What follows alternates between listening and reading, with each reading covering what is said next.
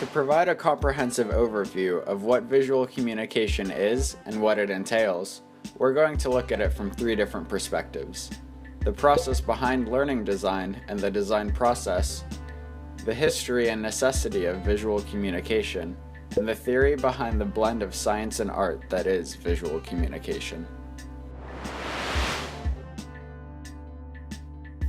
In the VCD program, our first project involves cutting out and painting squares.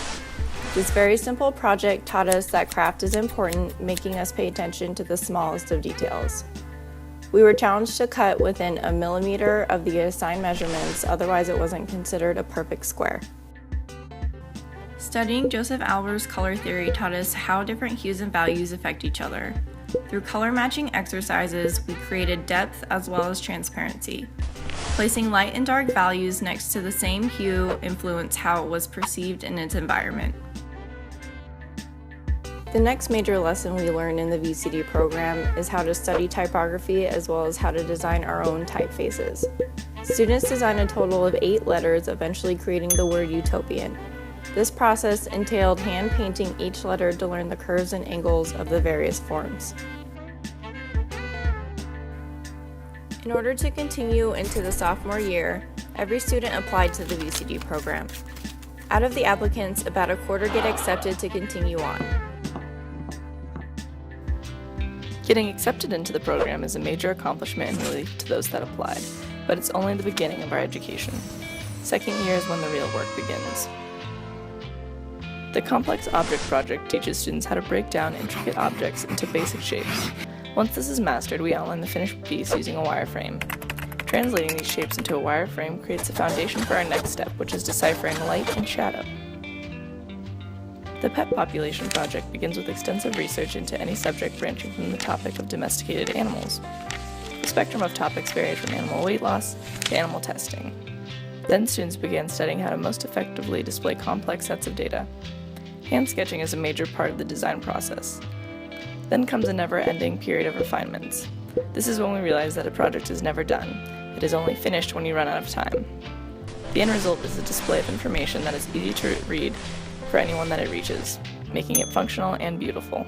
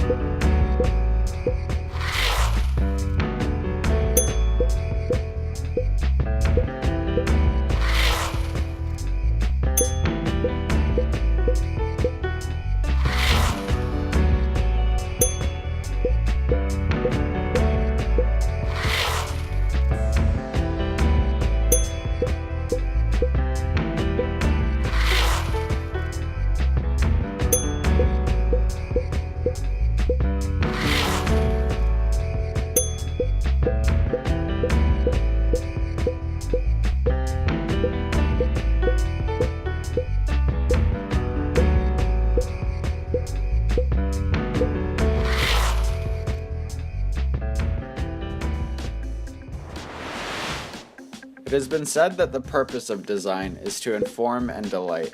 If we analyze these 2 goals of design, we can more clearly see the boundaries of science and art.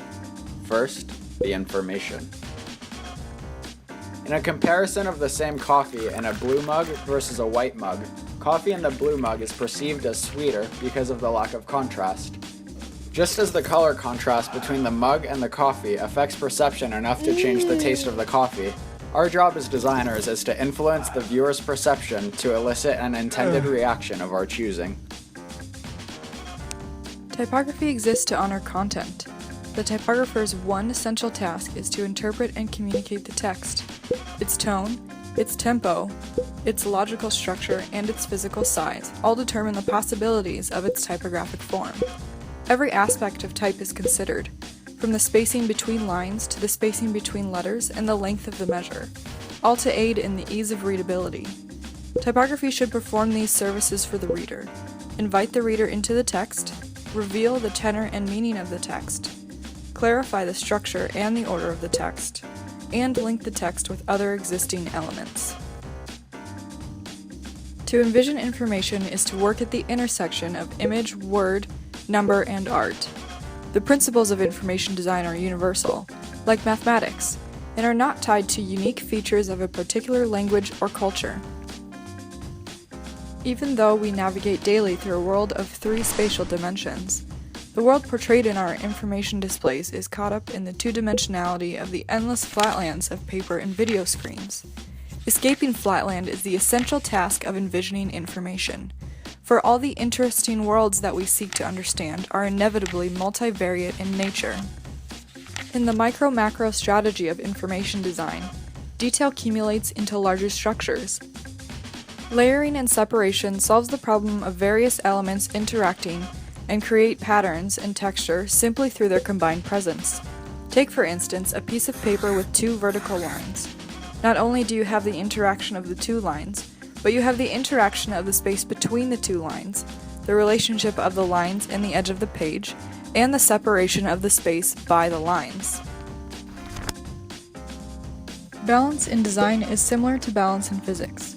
A large shape close to the center can be balanced by a small shape close to the edge. Balance provides stability and structure to a design. It's the weight distributed in the design by the placement of your elements. Tension is a very important design tool that has numerous interpretations. An old painter once described tension as a very important something between 2 points where there is nothing. It is extremely important in any kind of composition, typographic or otherwise. Proximity creates relationship between elements. It provides a focal point. Proximity doesn't mean that elements have to be placed together. It means they should be visually connected in some way. Visual hierarchy refers to the arrangement or presentation of elements in a way that implies importance. In other words, visual hierarchy influences the order in which the human eye perceives what it sees. This order is created by the visual contrast between forms in a field of perception.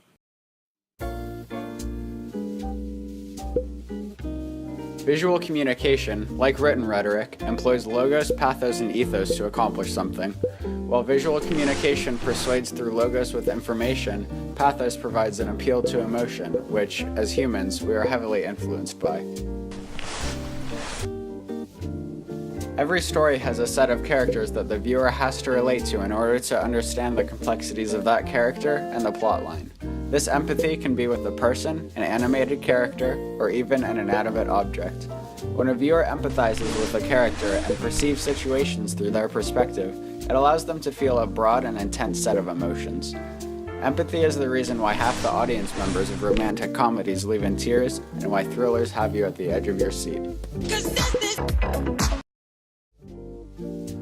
Comedy has the ability to take serious topics and make them less serious, such as the satirical Hitler cartoon spread in the 1940s.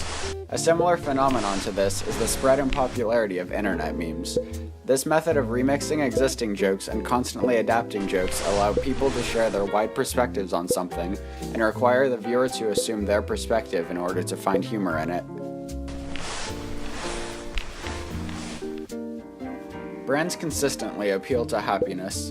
Businesses satisfy needs, and that satisfaction means the customer is happy. By appealing to happiness, there is an implication that the company can properly satisfy or exceed customers' needs. Since companies aim to make their customers' lives better in some way, the brand's visual communication enhances those claims.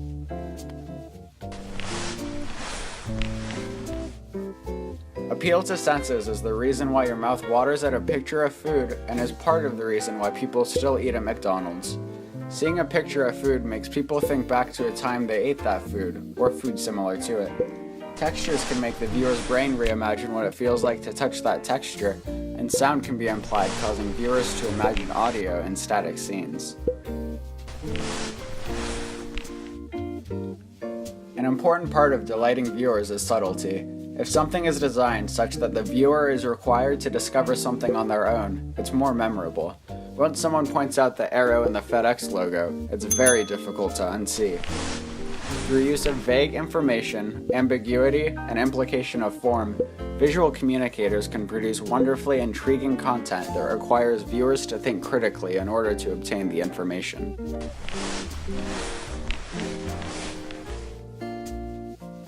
Beauty comes in all shapes and sizes, and it turns out a lot of those beautiful shapes are derived from math.